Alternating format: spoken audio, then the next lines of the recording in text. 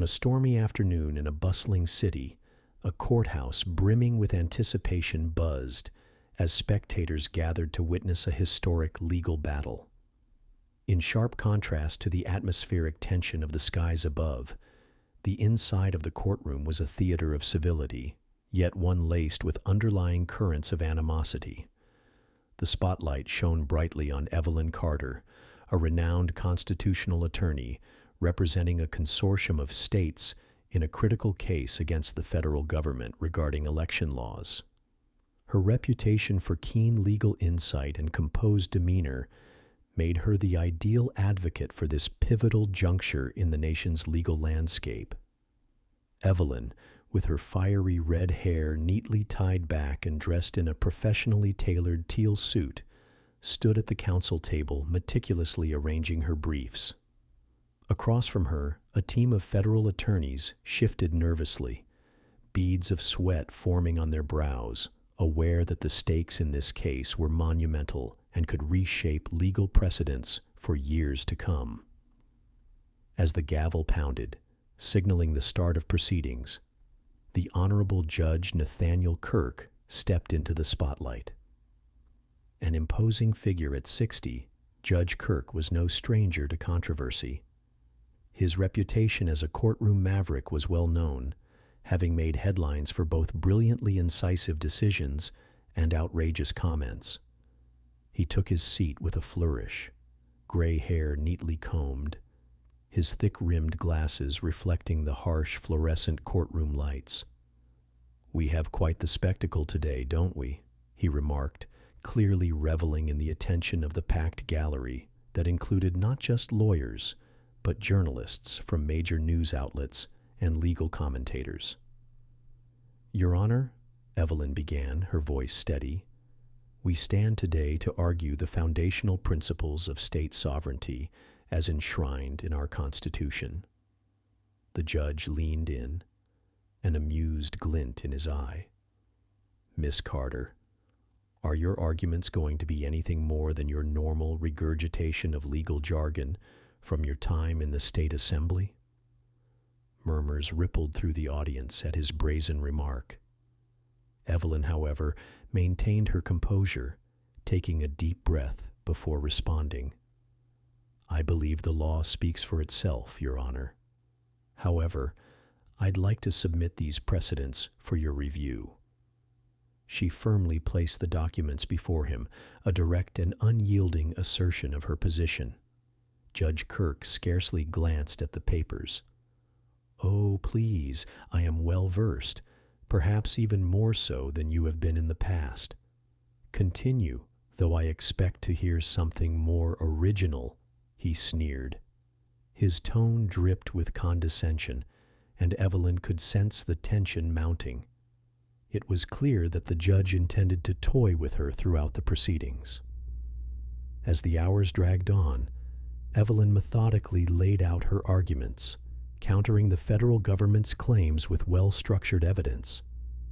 Every time she cited constitutional provisions, Judge Kirk interrupted with barbed comments, most absurdly criticizing her interpretations from years ago as irrelevant within today's context. "Ah, yes, your favorite, the First Amendment," he quipped. "Perhaps you could remind us how it doesn't apply here?" He smirked, leaning back in his chair, eager for laughter from the gallery. Yet Evelyn stood undeterred, fortifying her arguments with grace and intellectual rigor. With each interruption, she cultivated an almost stoic determination that drew admiration from onlookers. Some began whispering affirmations, noting the professionalism she exuded beneath fire-breathing provocations.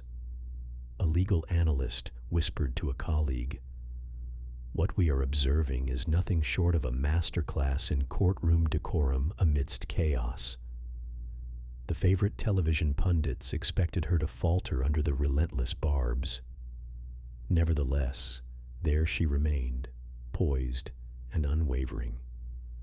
Judge Kirk, perhaps sensing a shift in momentum, upped the ante with his barbs. "Oh, Miss Carter, I had expected a legal mind, but instead all I hear is a political campaign." His comment lingered, dramatizing the growing tension in the room. "In response, Your Honor," Evelyn countered with remarkable poise, "the very essence of this case hinges on constitutional principles, well beyond political conjecture." The calmness in her assertion amplified the discord boiling within the judge. Observers couldn't help but notice how her disciplined focus rendered his attempts at ridicule weak and desperate.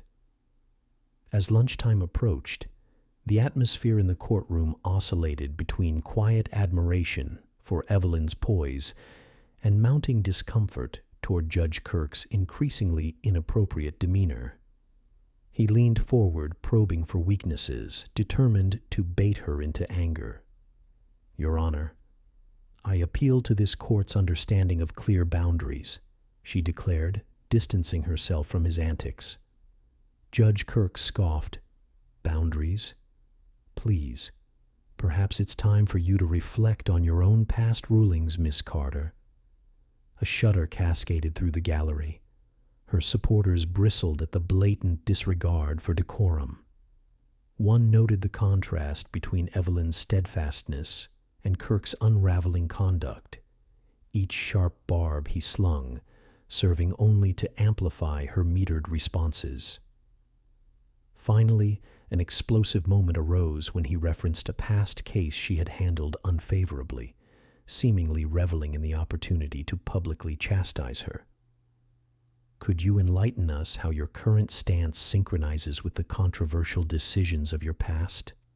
he hissed, a sly triumph on his face.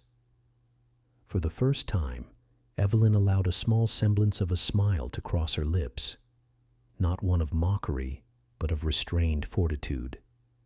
It was a moment that spoke more than words.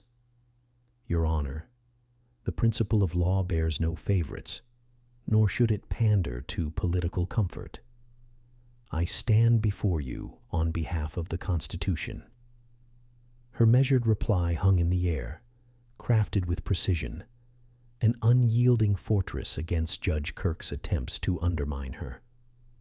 When court adjourned for the day, headlines exploded across news platforms.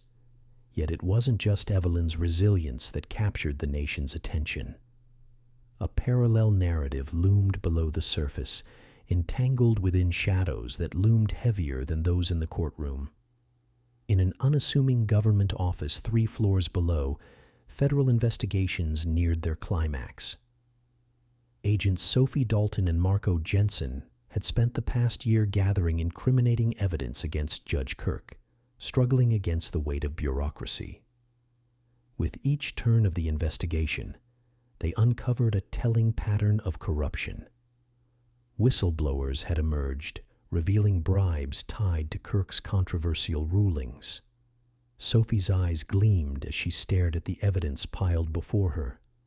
Text messages and financial records painting a compromising portrait of a judge who once wielded his gavel with unchallenged authority, now seemingly vulnerable to justice.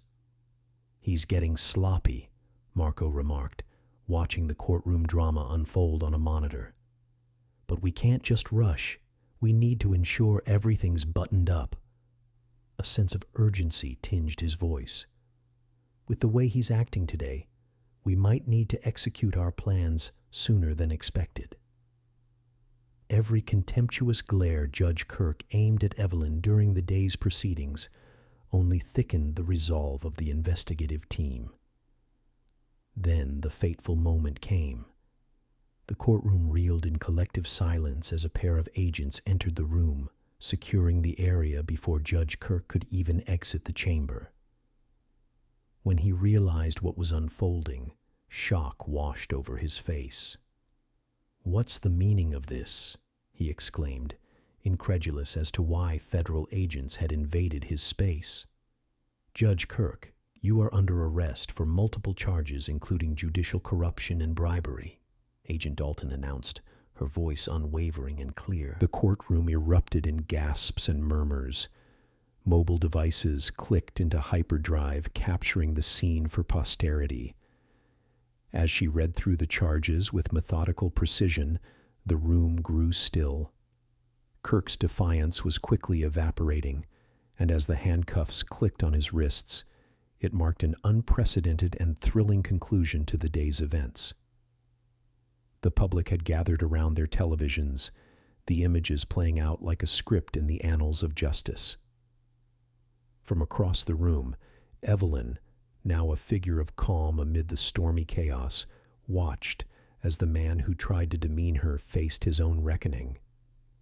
In that moment, the tumultuous world of courtroom politics had spiraled into unforeseen consequences, capturing the moral high ground that Evelyn had always maintained. As Kirk was led away, the ripple effects of the courtroom's charged atmosphere continued to propagate through legal circles and media platforms alike. One narrative of a woman overcoming derision and one man's fall from grace spiraled into a national discussion about integrity and the rule of law. The social media hashtags Justice Served and Guy Kirkdown surged to prominence, encapsulating public sentiment as both gratitude and disdain pervaded the airwaves. Meanwhile, the next day, under clear and sunny skies, Evelyn delivered a statement on the steps of the Capitol, her voice steady and resolute. Speaking to the throngs of onlookers and reporters, she explained, "This isn't a story of vindication. It's about restoring faith in our judicial system." Her measured response resonated with those captivated by her journey, and her calm demeanor amidst adversity showcased the values of professionalism and respect that should guide every courtroom. With each word, Evelyn pulled her audience in with her compelling oratory, emphasizing that integrity is not merely an abstract concept announced in grand gestures, but rather woven into the fabric of daily choices made especially in challenging moments.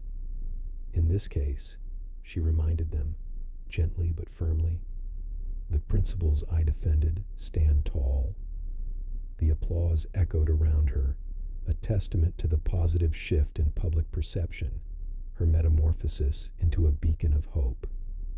In the ensuing weeks, the fallout from Judge Kirk's disgrace rolled through the media like a tidal wave, redefining aspects of judicial conduct for years to come. Courts would reflect upon this episode with renewed scrutiny, attorneys would reevaluate their approaches to decorum, and the public would remember this as a defining moment in judicial ethics. Evelyn Carter had not just emerged as a formidable attorney. She had inadvertently become a symbol of resilience, showcasing how grace and steadfastness against adversity shine brightest in a world where integrity may seem lost.